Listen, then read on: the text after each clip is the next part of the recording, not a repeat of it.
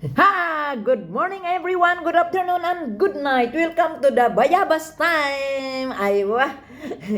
I-share ko na naman sa inyo ang bayabas. Ang bayabas baw. Ang dahon ng bayabas ay tambal sa mga samad, sa may mga sugat. Ang bayabas is the best. Okay? Ilalaga lang sa unang panahon. Sa gagmay pa me, akong mama, pag naami samad, naami sugat, laga na siya ng bayabas. Tapos, moto ka ng mga katul-katul, bayabas lang, dahon ng bayabas. Ipunas dito sa imong tiila, sa mga dapaw-dapaw, diha, ipunas to siya. Dabis kay ina siya, oy. Unya, pagkahuman, pag naay mga samad-samad, mga sugat, magkaon din si ipakaon din ni mama ang dahon sa amo. Pagkahuman, ang katungkuan duga, ibutang dito sa samad. Mo take off gid siya uy. Dabis gid kayo ang dahon ng bayabas. Mao nay benefit sa dahon ng bayabas, guys. Pag wala namang dahon ng bayabas itong bunga, alam niya ang mga benefits itong bayabas. Pag mga senior na kagaya ko, I love you all 3 times a day. Maayo ni. Vitamin C, pampabaskog sa atong tuhod. Katong hinay kayo mo mudagan, kailangan mo kaon kaning bayabas si ba mo kusog dagan kay makabaskog man ni sa tuhod. Makadugang ni. Dabis kay niya siya. Grabe kay niya sa vitamin C at saka marami sang benepisyo, guys. Isa pod, pag sige kag adto sa CR kanang bawas kaon lang kadani. Kini kauna ni humok na mo ning bayabas ini sa quiet, guys. Yelo kaayo. Yan, open the door. Ay, wow. Pero dili ko mukaon sa kanang kuan liso. Dili ko mukaon kay sa unas mama, ingon si mama, ayaw kaon na ng liso. Ayaw na kana, ilabay na ninyo.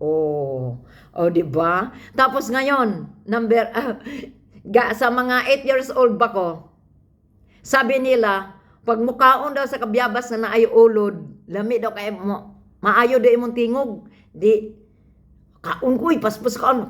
Piliun ako tong kuan, katong nayelo nga inani, malambot na Pagtanaw na ako na ulod-ulod, kanon ako, kaya aron nami akong tingog.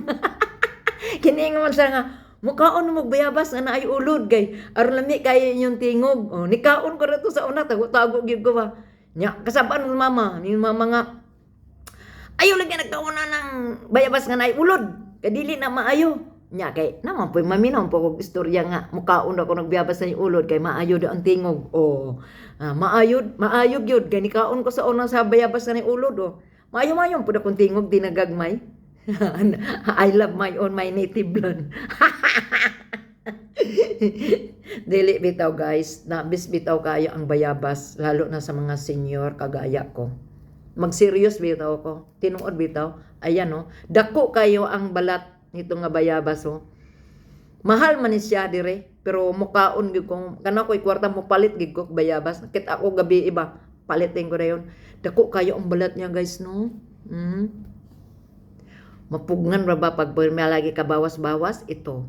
Katong ampalaya, bugat yak lawas. Uy, pila na ka simana, bugat ang lawas, sabi ko. The best kaayo. Palit ko ampalaya. Di nag-inom ko. Pag-inom, 15 minutes lang.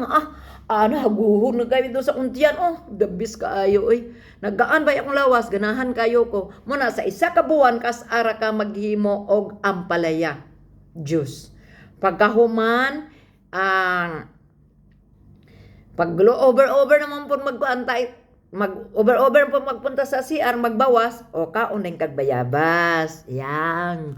Yung balat. Ayaw na ang liso, di ko mukaw liso yun. Wala ka, ngilngigan mo kumukaon. Ngilngig ka kay pag maanang basta ngilngigan ko. Kung kisa to'y Bisaya nakasabot og ngilngigan, mauna na. Dili ko na mukaog ko basta mauna to. Pag naiulod, mukaon mo, karon lami inyong tingog. The best daw sa buses daw, pag mukaon sa bayabas nga naiulod. Bow.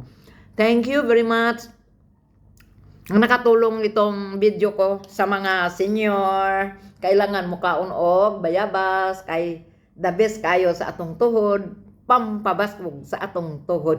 Bow. Thank you, guys. Share lang ninyo ang akong video. Huwag niyong mamadaliin. Kailangan tapusin niyo ang video ko, guys. Para pagdating ng panahon, maging masaya tayo. Okay?